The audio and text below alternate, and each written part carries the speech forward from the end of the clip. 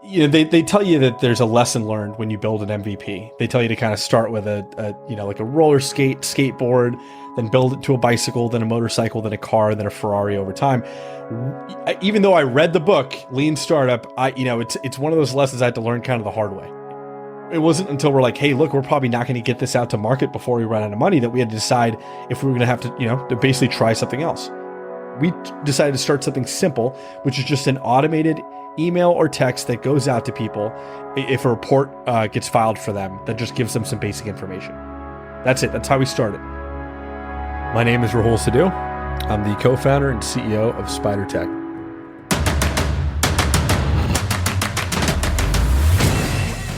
This is Code Story, a podcast bringing you interviews with tech visionaries who share in the critical moments of what it takes to change an industry and build and lead a team that has your back. I'm your host, Noah Laphart, and today how Rahul Sidhu created a way for police departments to manage and improve public perception. All this and more on Code Story. Rahul Sidhu was one of those kids who was always fiddling with computers. He even had a small tech startup in high school to help him pay his way through college. Out of high school, he was an EMT and studied emergency medicine at the University of Pittsburgh. Post that, he became a paramedic crew chief, overseeing an assigned rescue crew and shift. And in 2013, he became a police officer full-time. He's a regular at the gym, which obviously shows that fitness is important to him, along with hanging out with his family and friends. He's a golfer and is recently trying to get better at it. And he likes to travel through food, as he says it, planning his trips around the best places to eat. In 2015, within the Techstars program in New York, Rahul and his co-founders were running out of cash, unable to deliver on what they were intending. After some helpful words from a friendly former chief, he and his team decided to keep it simple, an attempt to help police departments solve the customer service problem. This is the creation story of SPIDR Tech. The main focus of SPIDR Tech is to help law enforcement agencies improve the services that they provide and the customer service they provide more specifically, which ultimately improves public perception of that agency. And public perception is essentially the most important success metric for any chief executive at a police department or a sheriff's department in the United States. And the way we kind of approach this is similarly to how the private sector approached it. When you buy something from a company like Amazon or any other website, you're going to get these automated customer communications constantly throughout the process of fulfilling your order. For example, you'll get that email immediately when you click submit and your order goes through. You'll get that order confirmation. You'll be told when to expect your item. You'll get emails and text messages across the bend saying, hey, your item is shipped, your item is delivered. You can click here to track the status of your order, and then at the end they put you through a feedback loop because they want to understand how you like the item and how, if the services they provided were adequate and where they can make improvements. All this is done through an automated system that they either build in-house or they utilize externally. And we built that same type of automated, essentially customer service platform for public safety agencies specifically. In Carrollton, if you were right next door, if you're driving through Carrollton, you call 911. When you hang up the phone, you're going to get a text message from Carrollton PD that's saying, hey, here's everything that you need to know about. An officer's going to be showing up and giving you updates about that. And when the officer leaves, you'll get an email and or text message saying, here's everything you need to know about your report. Your detective has been assigned. An arrest has been made. I mean, they're going to hold your hand through that entire process. And while they're doing that, they're also going to send you surveys to get a better sense of how you felt about the officer you interacted with, how you're feeling about the services, what other information you can give them so they can improve their services and optimize it on their end. You're giving them the ability to utilize that data to serve the community better. And that's the name of the game. Tell me about that first MVP, that first pilot that you built. How long it took you to build, and what sort of tools you used to bring it to life? They tell you that there's a lesson learned when you build an MVP. They tell you to kind of start with like a roller skateboard, then build it to a bicycle, then a motorcycle, then a car, then a Ferrari over time. Even though I read the book, Lean Startup, it's one of those lessons I had to learn kind of the hard way. We started in 2015. We were in the horizontal Techstars program in New York. The product that we were looking to build at the time is not the product that we have today. I raised a pre-seed round of about $1 million, and I had to burn through some of that capital to learn some of these lessons. It wasn't until we're like, hey, look, we're probably not going to get this out to market before we run out of money that we had to decide if we were going to have to basically try something else. So I remember I flew out to Burlington, Vermont. The former chief there, Michael Sherling, great guy. He had us out in his boat out on the lake and trying to brainstorm what we can do from there. And one of the things he left us with is just keep it simple and help police departments solve the customer service problem specifically. Public perception is very important to us. We want to make sure that we're providing the best service we possibly can. Help us compete on the customer service side with these companies like Amazon, et cetera, that are driving up expectations, consumer expectations on what to expect when they interact with services. That kind of clicked for us, and we decided to start something simple, which is just an automated email or text that goes out to people if a report gets filed for them that just gives them some basic information. That's it. That's how we started. I remember we met a police chief, his name's John Peters, in Grover Beach, California, Central California, and he was a nice guy. He said, "Hey, if you guys have something you want us to try, I'm happy to talk to you guys about it." We drove up there. We asked him about it. We said, "Hey, look, here's what we got." He gave us a thumbs up, said, "Go ahead, give it a shot." Small department, about 20 cops or a little less, and we spun it up there. No cost to make sure it worked, and it worked. And then from there, we started building a customer base. But having a customer that was willing to take a bet on us and saw the value, and it was kind of not it wasn't like a high expectations type deal. It was like, let's see what you guys can do, and a friendship and a partnership there was really important. And I would say that grew because the second agency that we started working with was much larger than them. That was Tucson, Arizona. One of the major cities in Arizona, and they gave us a shot too. Again, that started as unpaid, that eventually turned into a paid contract, but it started as unpaid. And in Tucson, they really worked with us. We had members of the staff that were driving our product decisions in a variety of ways. We were testing the product at scale, and from there, that's where this product really took off and is now used by over 60 agencies in the United States and Canada. I want to dig into that MVP a little more with decisions and trade-offs, but before, I think it's a really important thing to point out that you did that twice for free. How did you go through that process? Was it hard to deal with? Was it like, oh man, we're putting our goods out there for nothing? Tell me a little bit about that process. Especially, with enterprise deals and especially with government, like any industry that is very, very slow to change and is essentially risk averse, doesn't really like working with startups, you have to find ways to incentivize them to give you a shot. And if if they feel like the risk is not necessarily financial, there might be some manpower risk on their end, you can basically bring the risk down to a level that is acceptable for them. For us, it wasn't about making immediate cash. It was about testing this out in the first place and seeing if there was true value. When you're in that iterative stage, sometimes getting $10,000, $15,000, $20,000, if you have venture capital funding, by the way, $10,000, $15,000, $20,000 isn't as important as getting a product to market now, instead of having to wait 6 to 9 months to get something across the finish line to get a little bit of cash. And so we made the choice to basically try this for free. And if that worked, immediately use that success to accelerate real sales. I will say that it wasn't about 6 months until after we deployed the product the first time for free to our original customers that our first paying customer came around. And then it was paying all the way across. We never had to give the product away for free ever again. But that was a necessary sacrifice for us in an industry like that. Well, let me double back on the MVP a little bit. So, you decided to keep it simple, right? You decided to go with kind of a minimal product out of the gate, which comes with certain decisions and trade-offs around what features you're not going to commit to in the beginning or any sort of technical debt you have to accept. So tell me about some of those decisions you had to make about what you were going to leave off the table for that first version. Yeah, like I said, we learned those lessons the hard way the first go around. And that I will isolate to me because other members of my team were thinking about this correctly, but I had this vision in my head that I wanted to completely complete before we did anything. that when we actually deployed the product for the first time with simple features, then it became a function of understanding step by step how we're going to scale up. What's it going to take us to deploy 5 customers? And then what's it going to take us to deploy and support 15, and then 50, and then 100, and then 500, and step by step, we scaled it up that way.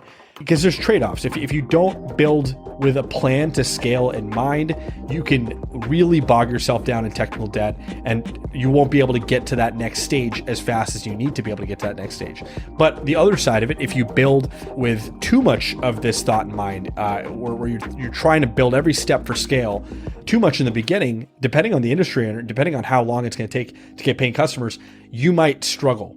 And I've seen this, like, our CTO at the time, he's still with the company, he's our technical co-founder.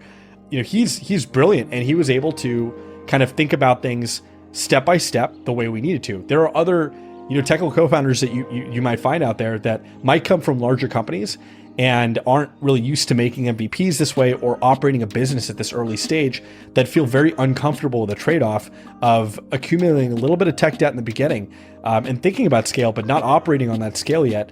They're just not comfortable with it, and they don't quite grasp the business reasons for it. But you do have to find a balance, and that balance is going to be different company to company based on how quickly you'll be able to get revenue, how quickly you have to scale and maintain that scale.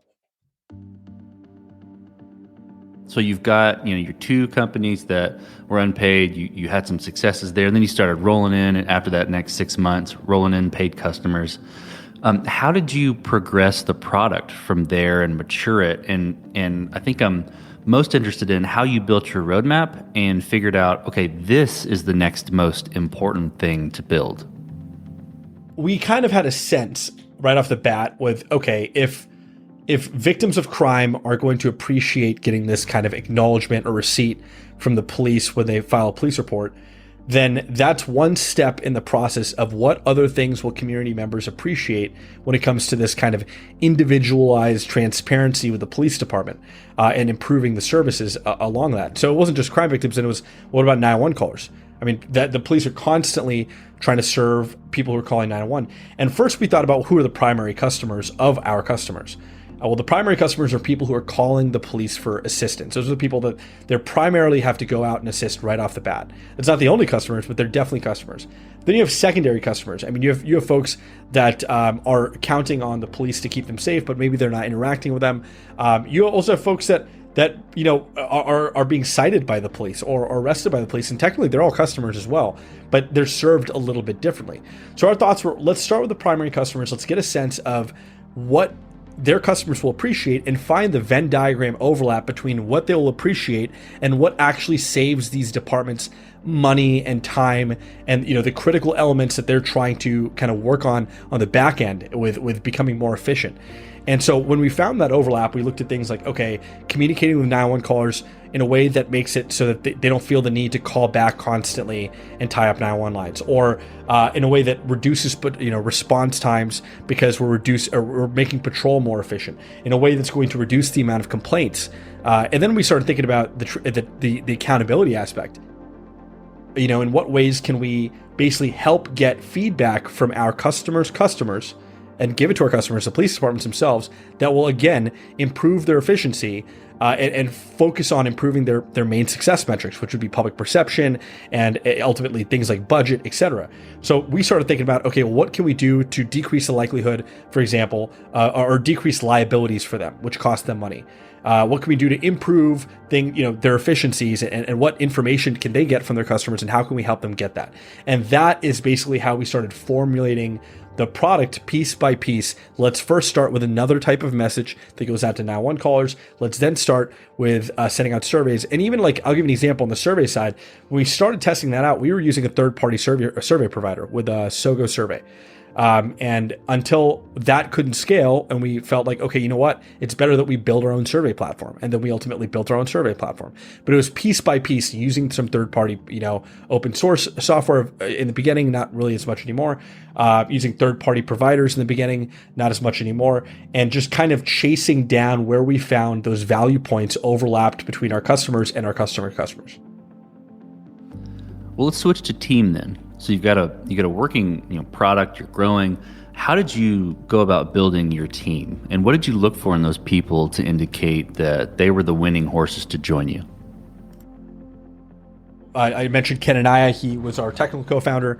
This is kind of funny, the story. When I left full-time policing, I immediately went to a place called General Assembly. Many of you might have heard of it. And I started a 3-month coding boot camp where I wanted to learn how to code. And that was, I studied user design there, coding. And in that 3-month period of time, our head instructor was Ken Anaya. He's the one who taught us all how to code, everybody in the class. And I remember, I was talking about this kind of project I was working on. The company wasn't formalized yet. And he was like really interested. He said, okay, he took me out to lunch one day. He's like, hey, this sounds like something I could maybe jump in with you on. And I was super fortunate that he felt that way. We kind of took off from there. But that class at General Assembly, this is what I talk to people on, making the most out of your networking opportunities. That class was basically spun up this entire company, because that class also included our first venture capital investor, not including Techstars. My friend Taylor Adams with No Name Ventures, he was also in that boot camp learning how to code 6 years ago with me. And he decided to take a different path. He ended up getting into venture capital, and he's the one who wrote us our first check shortly after. And our tech lead, one of one of the engineers who's been with us since the beginning, Jefferson Choi, he was also in that class. And Techstars, I mentioned, was our first, real first, like our investor, the tech accelerator. I met them because I was sitting in class at General Assembly, and someone sent me a message and said, hey, the managing director, Alex Iskold of Techstars New York, is outside. Go pitch him on the way out. And I went and pitched him on the way out. He sat down with me for about 25 minutes, and we ultimately got into Techstars from there.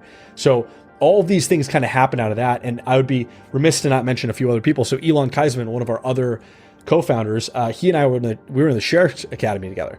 And he was at a different police department. But I remember we were kind of getting our asses kicked in the Sheriff's Academy, just covered in dirt and blood, and sitting there going, this sucks. And I remember turning to him and asking him, hey, man, if one day I want to start a big company, would you join me? And he's like, yeah, hell yeah, anything to get out of this. And that's what he ended up doing. There were other members, like very core members of our team. I can't begin to mention everybody, but like I remember Mandy Duffy. We got really lucky with Mandy. She's our chief revenue officer. About a year after we started, she found us in an article about top 50 startups in LA. And she was formerly the regional director of sales operations, or the director of sales operations at Axon, also known as Taser, one of the larger companies in law enforcement. She wanted to move out, potentially down to Southern California. She saw the company. She reached out and said, hey, let's have a conversation. And she joined us shortly after. And she's been like, just a rock ever since. Other folks like, our director of product, Marissa Rosenblatt, and everybody who's joined along the way. I mean, they all just believe in the mission of helping build and improve these police community relationships. And that's what keeps them going. This episode is sponsored by Vanta. You're a startup founder. Finding product market fit is probably your number one priority. But to land bigger customers, you also need security compliance. And obtaining your SOC 2 or ISO 27001 certification can open those big doors. But they take time and energy pulling you away from building and shipping. And that's where Vanta comes in. Vanta is the all-in-one compliance solution helping startups like yours get audit ready and build a strong security foundation quickly and painlessly. How, you ask? Vanta automates the manual security tasks that slow you down, helping you streamline your audit. And the platform connects you with trusted VCSOs to build your program, auditors to get you through audits quickly, and a marketplace for essentials like pen testing.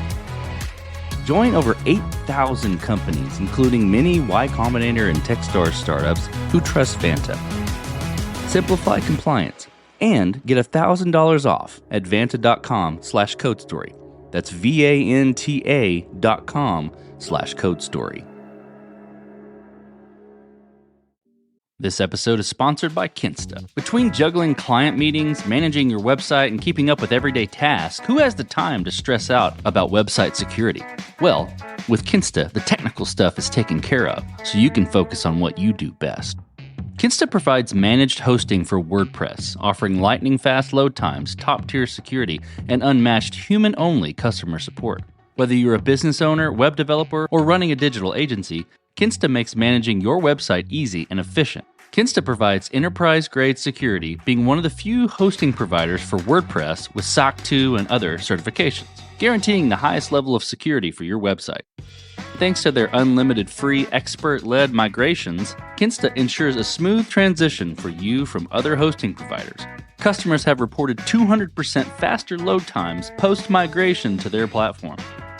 What I find cool about Kinsta is their fast and reliable customer service and premium features that are included at no extra cost. Ready to experience Kinsta's hosting for yourself? Get your first month free when you sign up at kinsta.com today. That's KINSTA.com.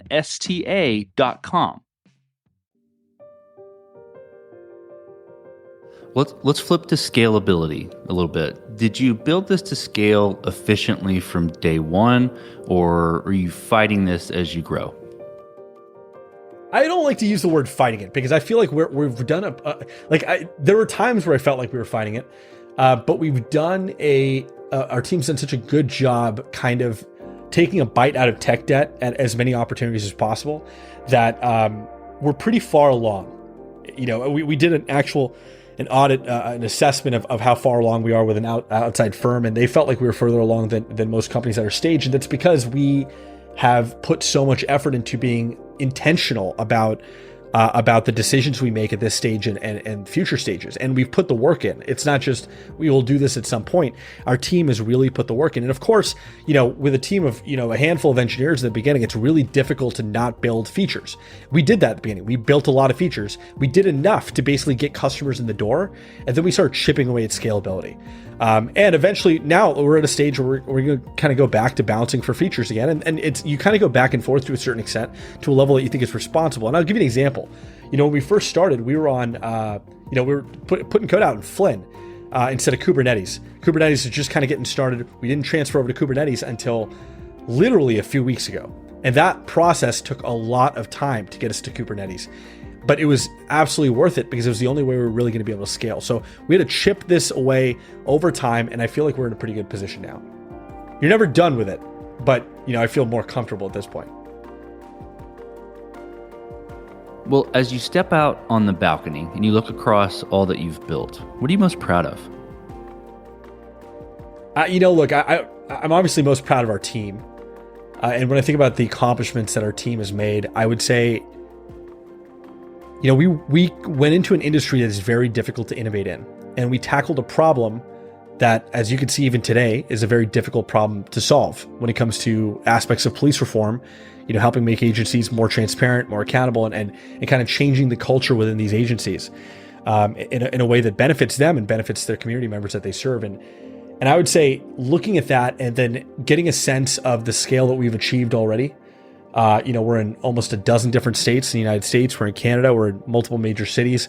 We're geographically agnostic when it comes to at least the continent at this point. I mean, we're on the West Coast, in the South, and the Northeast, the Midwest, Florida. I mean, I guess that's kind of the South. That's the South, but we're all over the place. And what we've brought to policing, I think, has a lot of momentum. And I feel like that first part where you get that. You go from zero to something meaningful. You hit profitability like we did, and you get to where you need to go, to where you feel like, okay, you have enough momentum that you need to clear the obstacles out of your way and keep the momentum going. And that's the part of your business that really goes from 0 to 1 to 10, that 10 to 1,000, 1,000 to 1,000,000. That is the part that we're now starting to tackle. And to get there is something I think is worth being proud of. Well, let's flip the script a little bit. Tell me about a mistake you made and how you and your team responded to it. I mentioned a little bit already about how we ended up pivoting in the beginning and moving in a different direction. And what else? I'll isolate this to mistakes that I made, personally, and things that I've learned from as a CEO at this stage and hopefully future stages. When I was starting, to kind of form this company in my head, obviously I had a lot of ideas for what it's supposed to be. I never kind of built a company of this size before. The type of leader I had to be in previous organizations was very much a single stage type of leader. And as the company grew, I didn't evolve fast enough, I think, as a CEO. I didn't trust my team enough. I was still micromanaging more than I really should. And over time, that became difficult and more and more difficult for the team and for me and for the company to succeed, because I couldn't be in all the places that I needed to be, and I couldn't just be in everybody's brains at all times. It just doesn't make sense. You might need to do that in the beginning when you got a couple people and you got to be the captain of the ship. Eventually you have to really distribute that leadership and build more of a decentralized organization in that sense, or at the very least start delegating and hiring the right people and trusting them to do what you need them to do, and managing them from there. And it took me longer than it should have to get there. It took my teams, the leadership members of my team, to sit down and tell me how they felt about this for me to snap out of it. And I'm fortunate they did, because if they didn't, I don't think the company would be where it is today. I don't think we would have gotten this far. And this is, I guess, my plea to all the other CEOs out there that might be doing this at this scale for the first time. You got to evolve as a leader. You have to understand your organization is going to continuously change, and the requirements of what you need to be a CEO can change, not only year by year, month by month, but day by day. And that is going to be where you need to be the glue that company needs at that time. And if you don't see that coming, it might be too late for you to make that change, and you don't have to be in that position. Well, tell me what the future looks like for the product and for your team. I explain this to investors and other folks that we have kind of an XYZ growth mentality.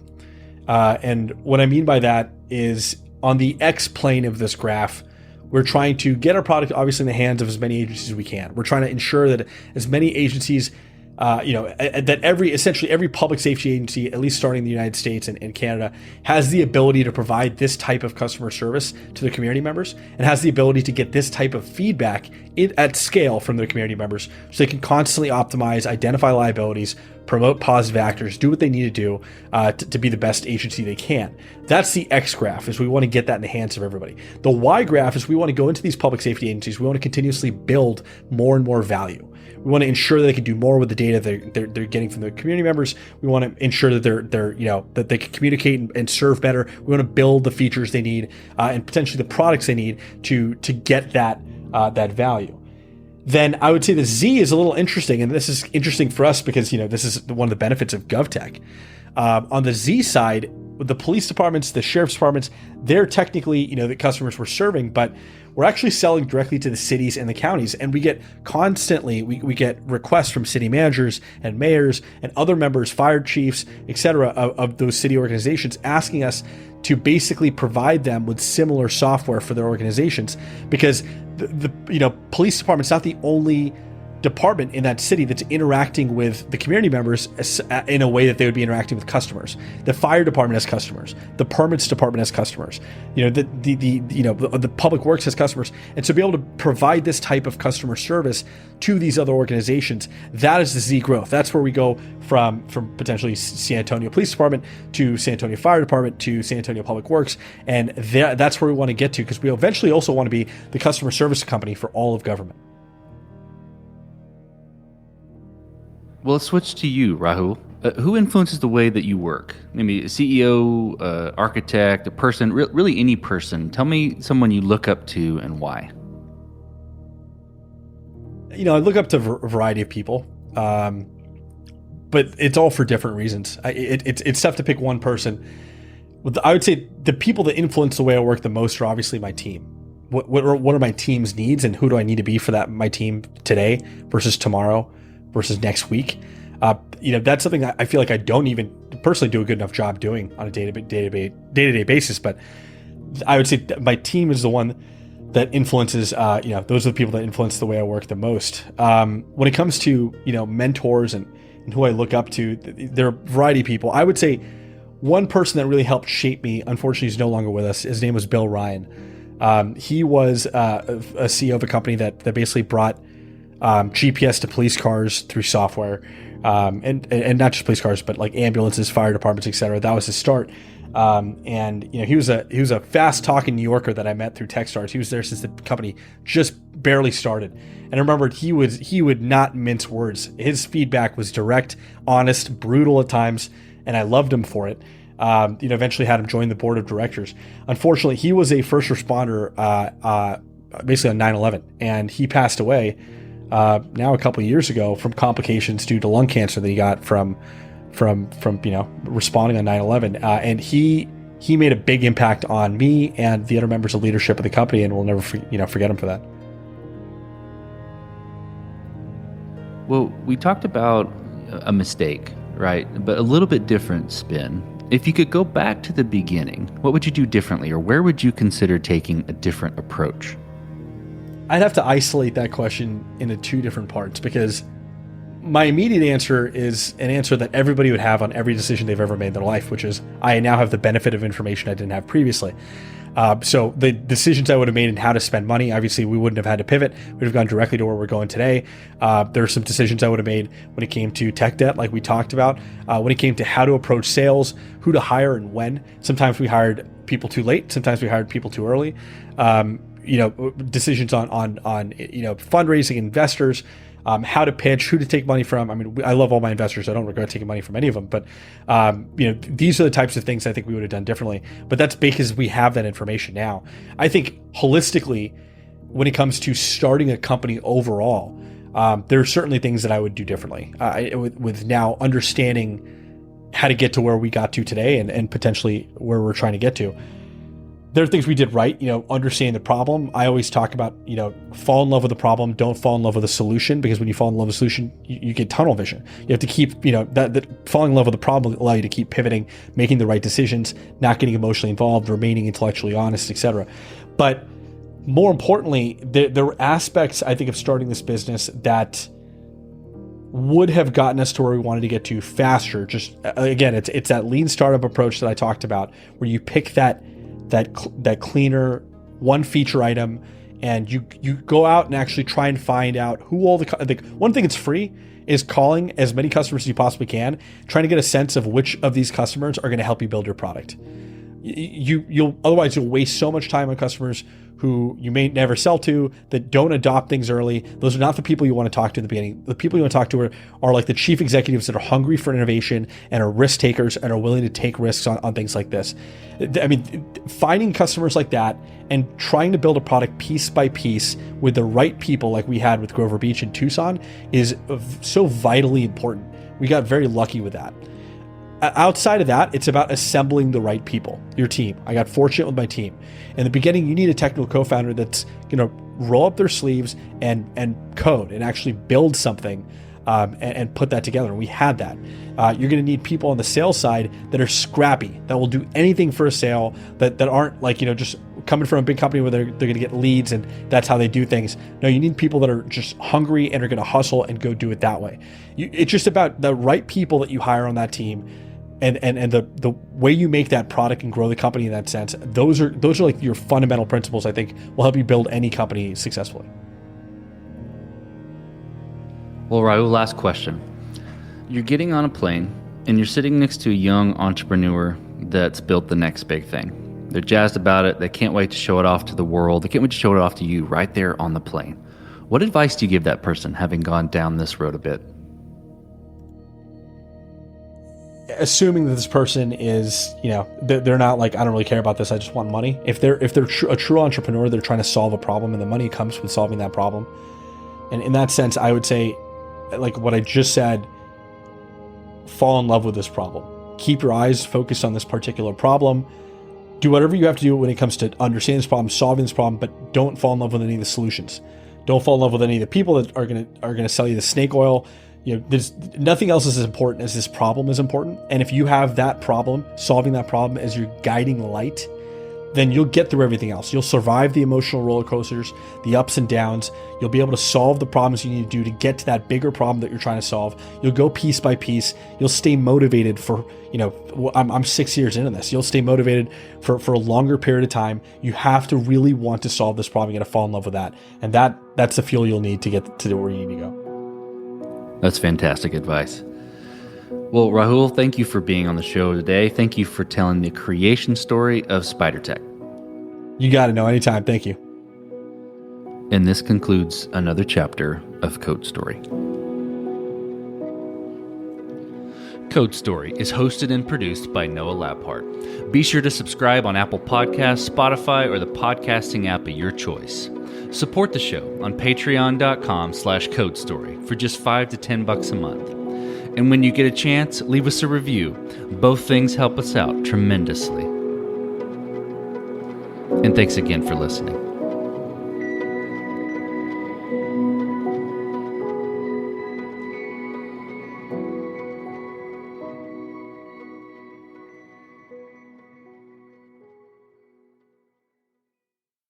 You just realized your business needed to hire someone yesterday. How can you find amazing candidates fast? Easy. Just use Indeed. Stop struggling to get your job post seen on other job sites. With Indeed sponsored jobs, your post jumps to the top of the page for your relevant candidates, so you can reach the people you want faster. According to Indeed data, sponsored jobs posted directly on Indeed have 45% more applications than non-sponsored jobs. Don't wait any longer. Speed up your hiring right now with Indeed. And listeners of this show will get a $75 sponsored job credit to get your jobs more visibility at Indeed.com/PODKATZ13. Just go to Indeed.com/PODKATZ13 right now and support our show by saying you heard about Indeed on this podcast. Terms and conditions apply. Hiring? Indeed is all you need.